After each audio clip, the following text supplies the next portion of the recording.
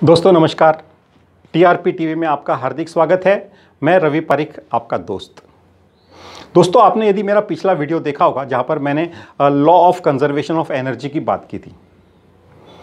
ये जो principal Einstein ने हम लोगों को दिया था, law of conservation of energy, जिसका फार्मूला भी था E = mc²।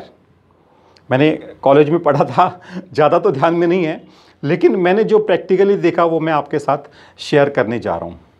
दोस्तों, law of conservation of energy के हिसाब से energy can neither be created nor be destroyed.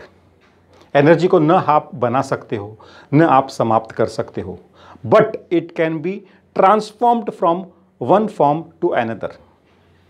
मैंने ये भी जिक्र किया था कि किस प्रकार सूर्य की रोशनी से प्लांट्स अपने एनर्जी हासिल करते हैं फोटोसिंथेसिस के द्वारा, और वो जो वेजिटेबल्स जब हम कंज्यूम करते हैं, हम खाते हैं, तो हमें उससे एनर्जी मिलती है और हम आगे के कामकाज करते हैं, जिससे हमें रिजल्ट प्राप्त होता है।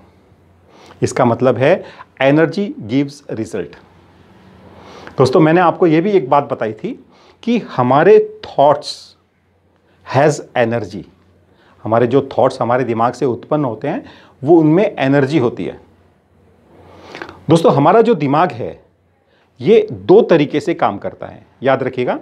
ये ट्रांसमीटर का भी काम कर रहा है, यहाँ से जो थॉट्स निकल रहे हैं वो ट्रांसमिट हो रहे हैं, और जो लोगों के थॉट्स हैं उनको ये एज अ रिसीवर रिसीव भी कर रहा है। तो हमारा दिमाग ट्रांसफॉर्मर भी है और रिसीवर भी है। Not transformer, transmitter. ये ट्रांसमीटर भी है और रिसीवर भी है। दोस्तों, आपने बहुत सारे ट्रेनिंग सेशंस अटेंड किए होंगे और आपने बहुत सारी किताबें पढ़ी होंगी सेल्फ डेवलपमेंट की और मोटिवेशन की। तो वहाँ पर आपको बताया गया था कि आपको अपने काम पर फोकस करना है, बराबर है। वो फोकस क्या होता है? जब आप किसी काम के ऊपर फोकस करते हैं तो आपकी प्रोडक्टिविटी बढ़ती है। कैसे बढ़ती है, मैं आपको मेरे तरीके से समझाने की कोशिश करूँगा। दोस्तों, जब आप किसी काम के ऊपर या किसी प्रोजेक्ट पर या किसी मिशन पर फोकस कर रहे हैं, आप बहुत ज़्यादा डीपली उसमें काम कर रहे हैं, तो आपके दिमाग से निकलने वाले सारे थॉट्स उसी से संबंधित होते हैं।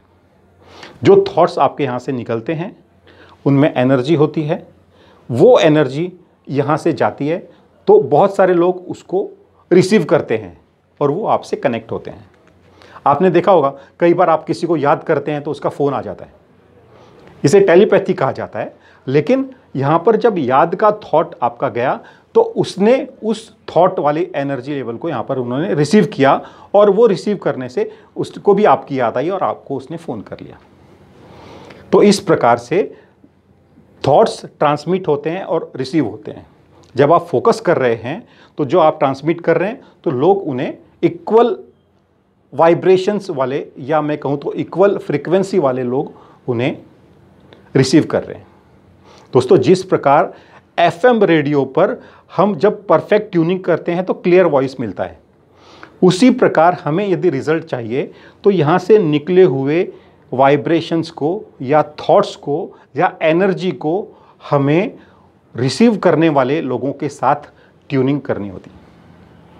यदि हम ये ट्यूनिंग करने की प्रोसीजर को अच्छी तरह से समझ जाते हैं तो सफलता गारंटीड है।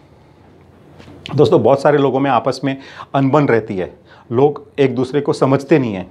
हम कहते हैं कि देयर इज़ नो अंडरस्टैंडिंग। पति पत्नी में झगड़ा हो जाता है, पत्नी छोड़ के चली जाती है, पति तलाक मांगता है, बॉस के साथ नहीं पट रही है, आपके पास पड़ोस में रहने वालों लोगों के साथ में झगड़ा हो रहा है ना। तो ये जो बातें हैं ना, ये क्यों होती है? क्योंकि है ना, हम वहाँ पर उनकी इस थॉट्स की फ्रीक्वेंसी के साथ अपने थॉट की फ्रीक्वेंसी को ट्यून नहीं कर पा रहे। मेरा एक टीम मेंबर है, वो बहुत तेज बोलता है। यदि वो किसी व्यक्ति के साथ में जो धीरे धीरे बोलता है उसके साथ में बातें करेगा तो वहाँ पर इम्बैलेंस होगा। दोस्तों, एक व्यक्ति है जो शराब नहीं पीता और वो शराब पीने वाले लोगों के साथ बैठेगा तो वहाँ पर ट्यूनिंग नहीं बैठेगी।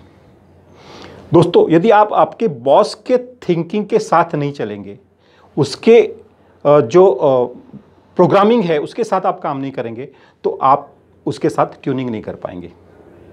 दोस्तों, आप यदि किसी प्रोजेक्ट के ऊपर काम कर रहे हैं और आपका कोई भी टीम मेंबर आपके साथ ट्यूनिंग नहीं कर रहा है, तो आपका वो प्रोजेक्ट सक्सेस नहीं होगा। आप देखिए ना, जब क्रिकेट में एक दो खिलाड़ी भी सही तरीके से नहीं खेल पाते हैं तो टीम हार जाती है।